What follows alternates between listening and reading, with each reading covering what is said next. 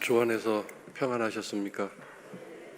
오늘도 이 예배 가운데 임하시는 하나님의 놀라운 은혜가 성도 여러분들에게 기쁨으로 열매 맺는 복된 시간 될 줄로 믿습니다. 지난 주 중에 제가 신문에서 참 놀라운 뉴스를 읽었는데, 요즘 강남에 있는 초등학교에서 일어나고 있는 일이라고 합니다. 자기 자녀에게 친구가 생기면 곧바로 그 부모는, 특별히 어머니가 극성인 분들이 많기 때문에 어머니들이 그런 일을 하겠죠. 등기부 등본을 떼서 그 자기 자녀의 친구 될 애가 어떤 브랜드의 아파트에 사는지, 몇 평짜리에 사는지, 그 아파트가 전세인지 자가인지 확인한다고 합니다. 그래서 전세집에 사는 아이, 자기 아파트보다 낡은 아파트, 브랜드가 떨어지는 아파트, 평수가 작은 집에 사는 아이하고는 절대 사귀지 못하게 한다고 하는 뉴스를 읽었습니다. 그 아이는 이제 성장하면서 친구란 아파트 크기, 아파트 소유 여부, 사회적인 지위나 소유 이런 것에 따라 친구가 되고 안 되고 하는 어떤 그런 개념 속에서 이제 살아가게 되지 않겠습니까? 그렇게 해서 알려지게 된 아이는 전셋집에 산다든가 평수가 작은 곳에 사는 아이라고 알려지게 되면 그 아이는 아무도 친구가 되어주지 않아 왕따 당하다가 견디지 못하고 다른 지역으로 이사를 가야 한다는 얘기가 신문에 있었습니다. 우리가 살아가는 세상이 왜 이렇게 됐는지 참 마음이 아플 지경인데, 이런 상황 속에서 오늘 말씀 13절에 친구를 위하여 목숨을 버린다라는 말씀은 얼마나 황당한 말로 들릴까 하는 생각이 들었습니다. 친구를 위해 목숨을 내놓는다는 말은 어이없는 얘기요, 이 사회에 전혀 적합하지 않는 얘기요, 쓸모없는 얘기로 들려지게 될 것입니다. 그래서 성경이 점점 사람들에게 의미 없는 이상한 얘기만 가득 차 있는 책으로 이게 보여지게 되지 않겠습니까? 등기부 등본을 떼보는 사람들은, 그 사람들은 전부 비기독교인들입니까? 그 부모들 중에, 어머니 중에 새벽기도 나와 열심히 부르짖고 기도하는, 또는 주일 예배 때 경건한 모습으로 예배드리는 기독교인들, 흔히 성도라고 부르는 그런 사람들은 없을까요? 분명히 있을 것입니다. 근데 왜 이런 일이 아무렇지도 않은 것처럼 행하여지는 것일까요? 이런 부모와 그 부모 밑에서 자라는 아이들에게는 그가 아무리 기독교인이고 아무리 열심히 있는 열렬한 성도일지라도 내 목숨을 친구를 위해 준다는 이 13절의 말씀은 도무지 이해가 안 되고 용납이 안 되는 그런 말씀으로 받아들여질 것입니다. 오늘 우리들에게 왜 이런 문제가 일어나고 있습니까? 그 모든 문제의 원인은 단 한 가지라고 생각하는데, 10절에 예수님께서 이렇게 말씀하셨죠. 내 사랑 안에 거하라 라고 말씀하셨습니다. 내 사랑 안에서 살아야 한다 말씀하시고 명령하셨습니다. 여러분, 예수님 사랑 안에 산다는 게 뭔가요? 예수님 사랑은 어떤 것인가요? 예수님이 나를 위해 십자가에서 죽으시고 나를 친구로 삼아 주셨다는 사랑인데요, 이 사랑이, 이 말이 너무 평범하고 너무 흔하지 않습니까? 예수님이 나를 위해 십자가에서 죽어주셨습니다. 예수님이 그리고 나의 죄를 용서하시고 나를 친구 삼아 주셨습니다. 이게 얼마나 평범하고 얼마나 흔히 듣는 얘기입니까? 이것이 예수님의 사랑이라고 하기 때문에 여기서 문제가 생기는 것 같습니다. 왜냐하면 먼저 친구라는 문제부터, 친구가 별거 아니잖아요. 친구가 뭔가요? 만나면 좋은 사이, 헤어지면 남남인 사이, 별 부담 없는 사이. 친구가 너밖에 없냐? 다른 사람 사귀면 되지. 얼마든지 헤어졌다가 다시 만들 수 있는 관계, 친구. 친구가 밥을 먹여주는 것도 아니고, 물론 요즘 중고등학생들은 부모보다 선생님보다 좋은 관계가 친구라고 하는데, 친구 관계가 그렇게 별 의미 없는 상황 속에서 예수님이 나를 친구 삼아 주셨다, 너는 나의 친구라고 말할 때 그게 마음에 와닿습니까? 여러분은 예수님이 나를 친구 삼아 주셨다는 그 말씀에 감격하고 감동해하는 그런 상황입니까? 근데 친구를 삼아 주셨기 전에 하신 일이 뭔가요? 죄를 용서해 주신 일이었습니다. 내가 무슨 죄를 지었는지 심각하게 생각하지도 않을 뿐만 아니라 죄 용서받고 안 받고는 삶에 큰 문제가 없지 않습니까? 이 세상에서 죄 짓는 일은 당장 삶에 문제가 생기고 여러 가지 제약적인 상황들이 일어나지만, 하나님 앞에서의 죄 문제는 당장 먹고 사는 일에 제동이 걸린다거나 하나님의 진노와 징벌이 곧바로 임하는 일은 없기 때문에 죄 용서해 주신다는 게 별로 피부에 와닿지 않는 것 같고, 그것이 긴급한 문제로 여겨지지 않은 상태에서 예수님의 사랑은 나의 죄를 용서하신 것입니다. 그리고 용서하신 다음에 나를 친구 삼아 주셨습니다. 이 말이 얼마나 우리들 마음에 감동이 되고 감격이 되는 상황인가요? 생각해 보면 예수님의 사랑은 우리가 원하는 사랑이 아닌 것 같지 않습니까? 우리가 생각하는 사랑은 절대자이시고 능력과 권능이 무한하신 분이시기 때문에 베풀어 주시고 채워주시고 문제 해결해 주시고 소원을 성취시켜 주시는 그런 일들이 나를 사랑하시는 일이요, 우리가 기대하는 사랑인데, 우리가 별로 그렇게 긴급하게 생각하지도 않는 죄 문제에 대해서 얘기하시고 그 다음에 내가 너를 친구 삼는다고 하셨으니 이게 마음에 와닿는 예수님의 사랑이 아닌 것이죠.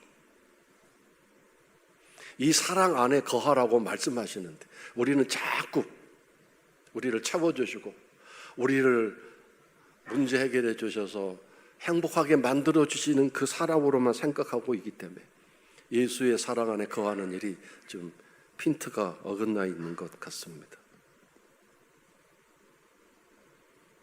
우리가 이 예수님과 나와의 친구됨을 모른다면 기독교의 근본적인 진리와 신앙적인 삶에서 크나큰 갭이 생기기 때문에 신앙이 성장하고 열매 맺는 일은 아주 불가능한 일이 되고 말 것입니다.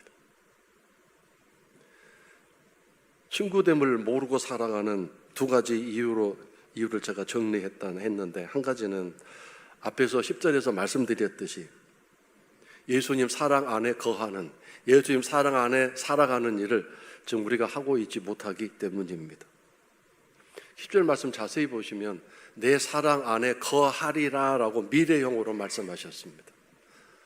그럼 그 앞에 조건절이 붙어 있다는 뜻인데 뭐가 붙어 있습니까? 내 계명을 지키면, 그렇게 말씀하셨어요. 내 계명을 내가 내 삶에서 실천하고 적용하며 살아가게 되면, 그러면 예수의 사랑 안에 살게 될 것이라고 말씀하셨습니다. 그러니까 반대로 말하면 내가 내 삶에서 예수 그리스도께서 말씀하신 그 계명을 실천하고 적용하며 살아가지 않고 있으면 나는 죽었다 깨어나도 예수의 사랑 안에 거하는, 예수의 사랑 안에 살아가는 삶을 절대로 살 수 없다는 뜻 아니겠습니까? 그렇다면 예수의 계명이 뭡니까? 예수님이 하시는 계명, 여기서 이제 두 가지로 나누어지게 되는데, 율법적인 신앙과 사랑을 따라가는 삶, 이 두 가지로 나누어지게 되는데요.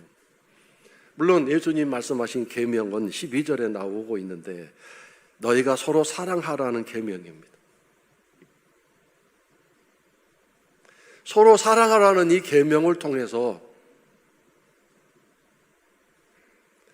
예수의 사랑 안에 살게 되는 것이고, 그런 가운데에서 친구됨을 깨닫게 되고 경험하게 되고 누리게 된다고 말씀하셨습니다.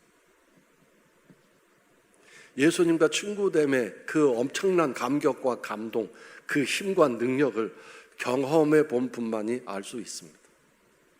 영적인 상태에서 일어나는 일이기 때문에 그것을 뭐라고 설명하기는 어렵지만, 분명한 것은 이 땅에서 우리가 맺고 살아가는 사람들과의 친구 관계와는 완벽하게 다른 것입니다. 물론 친구 만나서 좋고 편하고 또 속 얘기도 할 수 있고 어려운 얘기 나눌 수도 있는 그런 정도의 친구의 유익과 또 효용성에 대해서 우리가 알 수 있겠죠. 그러나 그 이상을 넘어서는 예수님과 내가 친구 된다는 게 얼마나 엄청난 일인가를 경험해 봐야만 알 수 있는, 말로는 설명할 수 없는 그런 놀라운 신비로운 일입니다. 근데 우리가 서로 사랑하라는 이 계명에서 무작정 서로 사랑하는 것이 아니라 여기에 예수님이 기준을 정해 주셨습니다. 뭐라고 말씀하셨나요? 내가 너희를 사랑한 것 같이, 이렇게 말씀하셨어요. 그러므로 우리가 서로를 사랑하려면 뭐가 필요하죠? 예수님이 나를 얼마나 사랑하셨는지, 그리고 나를 어떻게 사랑하셨는지를 내가 알아야만 서로 사랑할 수 있다고 말씀하셨는데, 이 서로라는 단어는 너와 나 사이라는 관계에 제한되는 것이 아니라 누구든지 어떤 사람이든지 사랑하며 살아라, 그 뜻입니다. 그러니까 예수님은 그 대상을 어디까지 확대하셨나요? 원수도 사랑할 수 있다. 지금 실시간으로 너를 핍박하는 사람을, 너를 괴롭히는 사람을 새벽에 나와서 내 가족이나 또 내가 사랑하는 사람을 위해서 기도하는 그 이상으로 눈물을 흘리면서 뭘 해야죠? 복 달라고, 그 사람 복 받게 해달라고 기도할 수 있다고 말씀하셨습니다. 이것이 서로 사랑입니다. 서로 사랑하는 사람만이 예수의 사랑 안에 살게 될 수 있을 것이고 자격을 획득하게 되고, 그 사람은 예수님이 친구라고 불러주시겠다고 약속하셨습니다. 예수님과 친구가 됐을 때 어떤 일이 일어날지 이건 상상할 수 없는 일입니다. 예를 들어서 여러분, 교통경찰 아는 친구만 있어도 힘들 때 도움받을 수 있습니다. 지위나 권력이, 물질이 많은 사람을 친구로 두었을 경우, 즉 아는 사람으로 두었을 경우 얼마나 도움이 되고 위급할 때 SOS를 칠 수 있는 그런 구조줄이 될 수 있습니까? 하다못해 간호사 한 분이라도 알고 있으면 대학병원, 그분을 통해서 어려운 입원실 뚫을 수도 있지 않습니까? 누구를 안다는 것, 연줄이 있다는 것, 이 한국 사회에서 살아가는데 아주 중요한 일입니다. 근데 영적인 세계에서 예수님이 나의 친구가 되어주신다, 나의 주님, 나의 구주, 나의 메시아, 이걸 넘어서서 친구가 된다는 것, 이건 엄청난 일입니다. 왜냐하면 구세주나 메시아, 주님이라는 관계는 좀 뭔가 갭이 있습니다. 오늘 말씀에도 나오죠. 나는 더 이상 너를 종이라고 하지 않겠다, 친구라고 부르겠다고 말씀하셨거든요. 부부도 오래 살면 뭐라고 말해요? 친구처럼 이렇게 지내시네요, 그렇게 얘기하잖아요. 좋은 부부 사이를 친구처럼 된 부부라고 말하지 않습니까? 그러므로 여러분, 우리가 서로 사랑하는 이 삶을 살기 위해서 예수님이 나를 얼마나 어떻게 사랑하는지 이걸 알아야 되지 않겠습니까? 근데 오늘 우리들은 사랑의 기준이 언제나 물질적인 것이고 세상적인 것 아닙니까? 건강의 문제라든가 자녀의 문제라든가 나의 어려움을 해결해 주시는 그것을 가지고 하나님이, 주님이 나를 사랑하느니 안 하느니라고 판단하려고 앉아 있거든요. 이것이 바로 율법적인 것이죠. 계산적인 것이죠. 감정이나 기분에 의한 것 아니겠습니까? 또는 나의 유익과 이익을 따지는 그 상황에서 사랑과 사랑하지 않는 것을 판별하려고 하는 우리들의 어리석음이 있습니다. 그런데 지난번에 말씀드린 것처럼 하나님은 나를 너무도 사랑하셔서 창자가 끊어져 있는 듯한 아픔을 가지고 나를 돌보신다고 말씀을 드렸습니다. 왜 하나님 창자가 끊어지는 아픔을 겪으십니까? 내가 너무 잘못 살고 하나님 마음을 아프게 해서 그래서 하나님 창자가 이렇게 단절되는 것 같은 꼬여가는 그런 통증을 느끼시는 것이 아니라 그런 가운데서 참다가 한두 마디 혼 좀 내시고 야단치는 말씀을 하신 그 자체가 너무도 고통스러워서 창자의 아픔을 얘기하신 이 사랑을 우리가 깨닫지 못한다면 우리는 하나님을 믿고 섬기고 예배하고 하나님을 경외하는 삶에 제대로 성공하지 못할 것입니다. 그래서 오늘 우리가 기도해야 할 일은 하나님 사랑을 알기 원합니다. 하나님 사랑을 깨닫게 해주세요. 도와주세요. 제 능력과 제 어떤 것으로도 하나님 사랑을 알기가 너무 부족합니다. 저는 자꾸 율법적으로 계산적으로 하나님 사랑을 생각하려고 하는데 이걸 깨트려 주십시오. 하나님 사랑 좀 알게 해주세요. 십자가에서 나타난 예수 하나님의 사랑을 좀 깨닫게 해주세요. 알게 해주세요. 나의 죄를 용서하신 그 사랑이 하나님의 완벽한 충만한 사랑이라고 하는데 난 그 사랑이 사실 좀 마음에 와닿지가 않습니다. 내 통장에 돈을 얼마 집어넣어 주시고 내 이 아픈 몸을 건강하게 해주시고 내 문제를 해결해 주시면 나는 진짜로 하나님 사랑을 100% 알 수 있을 거라고 장담하고 있는데 그것은 사랑이 아니라고 말씀하시고 십자가에서 나타난 내 사랑을 네가 알아야 된다고 말씀하시는데 난 도무지 알 수 없습니다. 하나님 좀 알려주세요. 깨닫게 해주세요. 그 사랑을 이해할 수 있도록 저 좀 인도해 주세요라고 기도하시기를 바랍니다. 이건 기도하셔야 됩니다. 내 인간의 능력으로는 알 수 없는 신비로운 사랑이기 때문입니다. 그래서 우리가 이런 사랑을 알게 될 때 그 사랑의 힘에 의해서 서로 사랑하는 일을 할 수 있게 될 것입니다. 요즘은 화장품이 아주 좋은 화장품들이 많습니다. 그래서 화장품은 주로 얼굴에 집중되어 있죠. 얼굴을 단장하고 얼굴 관리하는데 기술이 너무 발달돼서 좋은 화장품들이 많은 것 같습니다. 몇만 원짜리에서부터 막 몇십만 원짜리, 막 100만 원 넘어가는 화장품들이 많습니다. 저도 나이가 들어갔고요. 화장품을 엄청나게 바르고 있습니다. 얼굴에. 이것도 바르고 저것도 바르고 집사람 화장대에 가가지고 막 훔쳐서 바르고 아주 바르죠. 근데 그 바르고 나니까 효과가 좀 있는 것 같아요. 근데 여러분 아무리 좋은 화장품을 발라도요 마음에 상처가 있고 마음이 꼬여 있고 마음이 문제가 있으면 그것으로 인해서 피부가 먼저 상해해 버리기 때문에 아무리 좋은 화장품을 발라도 몇십만 원, 몇백만 원짜리 화장품 발라도 효과가 없겠죠. 마음이 문제죠. 옛날에는 피아노를 가르칠 때 열심히 손끝의 기술이기 때문에 훈련해서 또 주의식 교육을 시켜서 피아노 연주가로 만들었다고 합니다. 근데 그것은 한계가 있습니다. 기계적인 연주가로서 또는 아무리 발전해도 어느 선에 도달하면 더 이상 발전하지 못하는 그런 연주가의 모습이 있었어요. 나중에 이제 참된 피아노 연주, 뭐 화가 또는 뭐 노래 이런 문학이나 예술 쪽에서의 좋은 전문가들을 키워내는 게 뭐가 필요하냐? 마음속에 있는 것을 밖으로 끄집어내주는 것. 내 안에 있는 그것을 깨닫게 해주는 것. 그것이 참된 교육이라는 것을 알게 되었습니다. 이제는 예를 들어 피아노 연주가로 만들 때 어떤 테크닉 그것을 가르치는 것이 아니라 학생 마음속에 있는 음악을 어떻게 끌어내줄 수 있는 것. 그런 교수 방법을 통해서 훌륭한 연주가로 만들어낸다고 하는데요.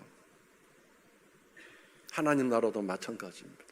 내 안에 심어주신 예수 그리스도의 사랑이 깨달아지고 경험되어지고 이미 사랑은 와 있습니다. 멀리 있는 게 아니라 우리가 아침에 있는 로마서의 말씀처럼 이미 그 진리와 그 복음과 그 사랑이 내 혀에 내 눈에 내 손에 가까이 와 있다고 말씀하셨거든요. 가까이 와 있습니다. 그 사랑을 깨닫고 그 사랑을 발견하고 그 사랑이 내 안에 충만해지도록 이제 두 번째 기도가 필요하겠죠.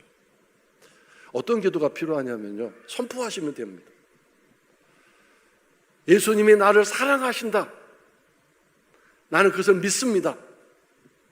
나는 예수님의 친구입니다. 예수님이 나를 친구로 삼으셨습니다. 나는 그것을 믿습니다라고 선포하고 기도하는 것이 아주 중요합니다. 오늘 제가 두 가지 기도를 여러분에게 말씀드렸습니다. 하나님 사랑을 더 알게 원합니다. 가르쳐 주세요. 두 번째, 나는 하나님의 사랑, 주님의 사랑을 믿습니다. 나를 사랑하신다는 그 말씀을 믿습니다. 그리고 나는 예수님의 친구 되어 주심을 믿습니다. 이걸 선포하시고 기도하십시오.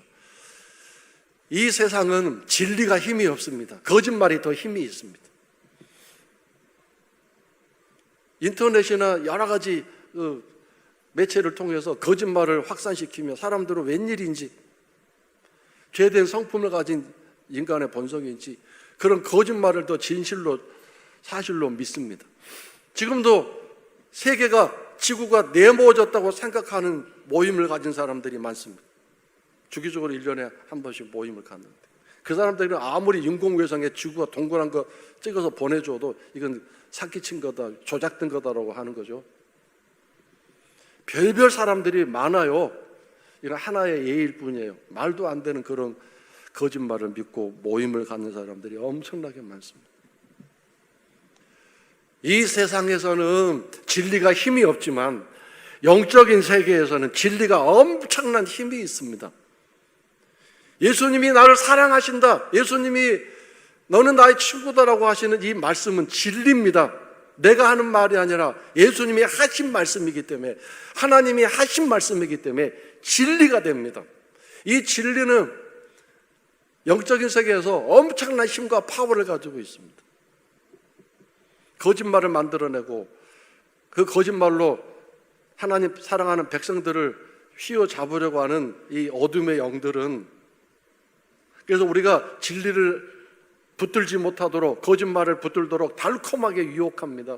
에덴 동산에서 가장 첫 번째 일어났던 죄악이 뭡니까? 달콤한 유혹으로 거짓말을 만들어서 그 거짓말을 믿게 만들지 않았습니까? 하나님의 진리, 예수님의 진리는 이 땅 세상에서 별 힘이 없는 것 같지만 영적인 세계에서는 엄청난 파워가 있습니다. 힘이 있습니다. 우리가 진리를 선포하면 사람들은 대수롭지 않게 여기고 콧방구를 끼겠지만 영적인 세계에서는 엄청난 일이 일어납니다. 사탄이 물러가고 어둠의 영이 쫓겨나가고 주의 영광과 빛이 내 삶을 가득 채우시는 놀라운 일이 일어나게 되는 것입니다. 그래서 여러분들이 이런 진리를 선포하시게 되면요, 어떤 일이 일어납니까? 내 안에 뭔가 담대함이 생기고, 오늘 말씀에 나오죠, 기쁨이라는 게 내 안에 샘솟게 되고요, 뭔가 내 삶에 어떤 평안함이 찾아오는 일을 경험하게 될 것입니다. 그리고 그런 진리가 계속 선포될 때 어둠의 영이 여러분을 혼내지 못하기 때문에 그 사랑이 내 안에 충만해지면서, 계속 충만해지면서 그 사랑으로 이제 내 주변의 사람들을 향하여 흘려보내는 축복의 통로로, 사랑의 축복의 통로로 쓰임받는 일들이 기적같이 일어나게 될 것입니다. 그래서 입을 열을 때마다 불평과 불만을 말하고 절망을 말하고 미움과 시기를 말하고 남의 험담을 말하는 것은 지금 어둠의 세계에 끌려다니는 일입니다. 그러나 진리를 선포하십시오. 하나님 말씀을 선포하십시오. 그래서 말씀 묵상할 때도 크게 읽으시고 선포하시고, 말씀을 암송하셔서 힘들고 어려울 때마다 그 말씀을 선포하십시오. 여러분이 선교의 영신회 때 받은 말씀 카드라도 열심히 암송하셔서 1년 내내 그 말씀을 힘들고 어려울 때마다, 기도할 때마다 선포하고 일할 때마다 선포하시면 놀라운 일이 일어날 것입니다. 하나님이 제게도 놀라운 말씀을 주셔서 그 말씀을 선포하고 있습니다. 잘하시는 말씀이에요. 구하라 그리하면 주실 것이요, 이 말씀 주셨어요. 두드려라 그럼 열릴 것이다. 열심히 선포하고 있습니다. 성도 여러분들에게 이런 사랑의 능력이, 사랑의 권능이 성도 여러분 마음속에 가득 흘러 넘치셔서 그 사랑이 밖으로 나오는 것, 그것이 바로 서로 사랑하는 일을 만들어낼 것입니다. 내가 서로 사랑한다, 이게 안 되는 거죠. 내 안에 이 하나님의 사랑이 가득 채워지게 될 때 밖으로 흘러나와서 서로 사랑하는 일이 될 것이고, 결국 그러한 일이 예수의 사랑 안에 살아가게 되는 일이 될 것이고, 그 사람은 예수님께서 너는 나의 친구로 잘 살고 있구나 기뻐하시고 또 칭찬해 주시지 않겠습니까? 오늘 핵심적인 그 두 가지, 하나님 사랑을 알게 해주세요 기도 열심히 하시고, 선포 기도, 주님이 나를 사랑하신다, 나는 주님의 친구다 늘 선포하셔서 성도 여러분 마음속에 이 사랑이 흘러 넘치심으로 서로 사랑하는 일을 멋지게 하셔서 예수의 친구로서 늘 기쁨으로 살아가시는 우리 성도 여러분 삶이 되고 가정이 되시기를 주의 이름으로 축원합니다.